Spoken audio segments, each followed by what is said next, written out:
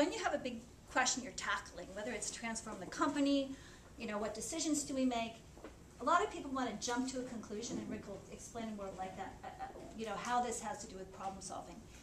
But what we want to do is to help you learn a futures exercise scenario process where you're disciplined not to talk about the problem until you get the landscape clear.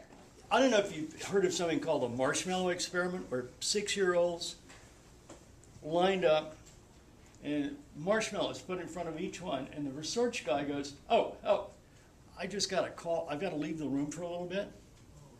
And when I come back, if your marshmallow is still in front of you, I'll give you another one. But not if the marshmallow is gone.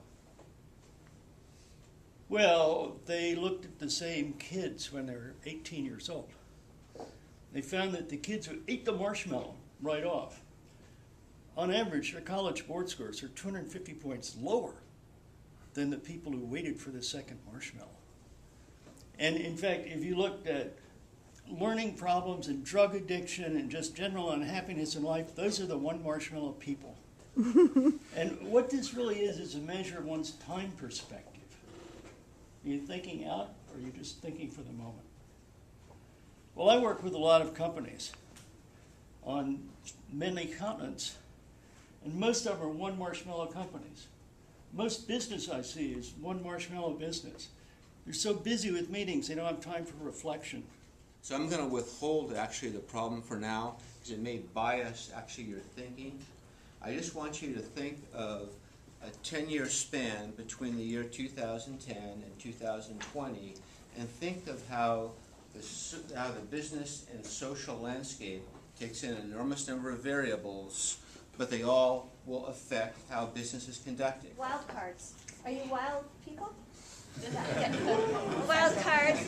And then influential ideas. Do you have a group there? You two are with them? Okay. Wild? No, you can't be wild. So influential ideas, external forces. Where's the group there? External. So we decided maybe entrepreneurs need to bound together and do collaborative entrepreneurship as opposed to competitive entrepreneurship. We talked about the trends of green energy and more sustainable energy, movement from globalization to localization. Yeah. We also discussed connecting smart brains together in such a way where bio and technology and communication just meshes one into the other. 2 billion people to kind of what's considered American lifestyles. The corresponding pressures that this is going to put on resources, particularly those dealing with energy. The increase, therefore, also of nationalization that you're going to see within countries, of more protectionism, more subsidies, offset by the trends that we've seen over recent years of globalization. The ability to spread healthcare into the rural areas.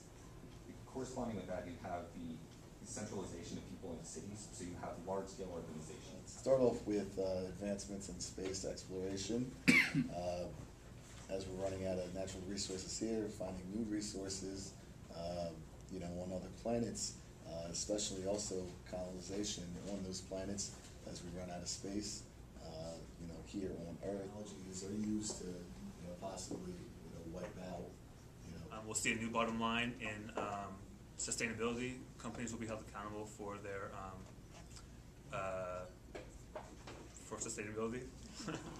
Second is there'll be smaller companies. You know, the notion of this big better, decline of corporations, and the rise of, you know, niche companies, the long tail, and entrepreneurship.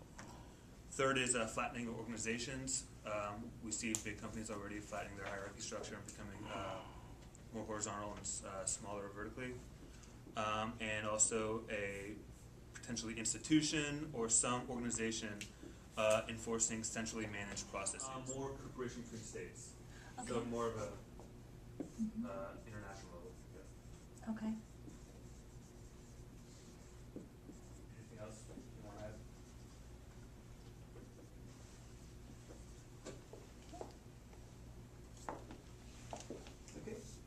nice short group.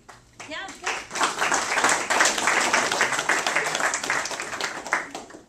So first, resource scarcity. So scarcity of energy resources, of water, and of food, which are already creating conflicts throughout the world, will be a major obstacle.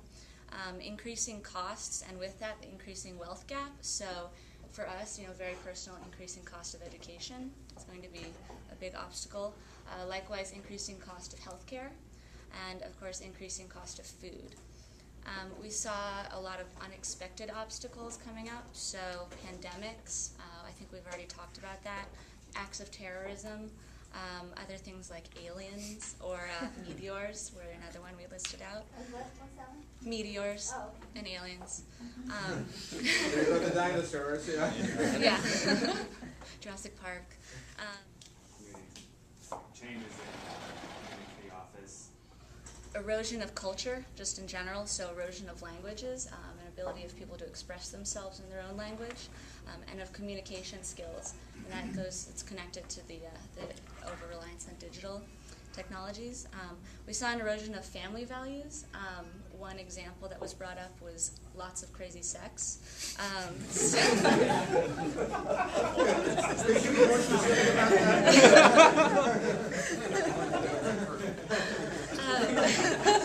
So you can make your own interpretation of how that's an obstacle. A bunch of economic issues, so protectionism, which might lead to a stifling of trade.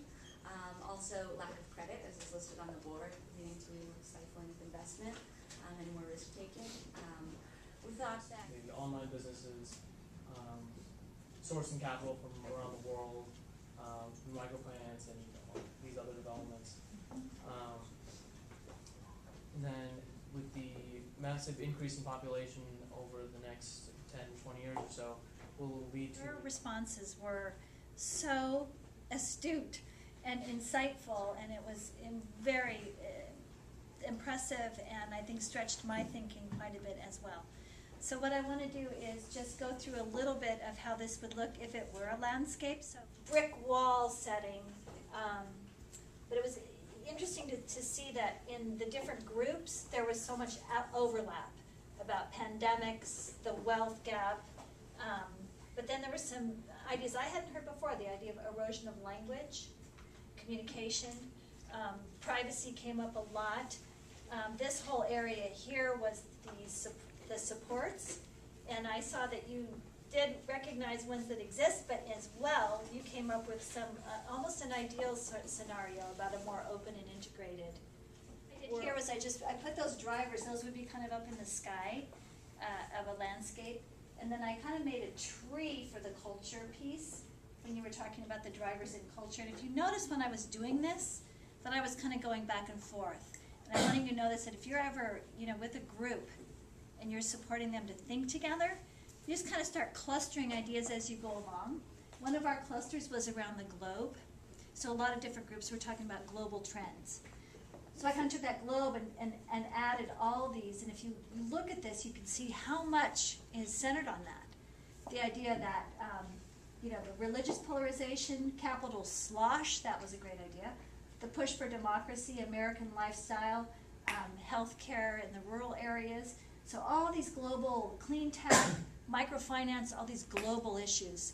So visually, you kind of have that revolving around up there, and it tells you that was a big theme for you, things that are happening around the globe. This is not emphasizing, it's not American-centric here as much. Then another kind of visual that I had were the wild cards. Wild card bad, wild card good. You can come back and look at these later. Wild card, not sure if it's bad or good. Dating in the workforce, that was fun. Think of this as all a picture of the future world, and then we'll enter into a discussion.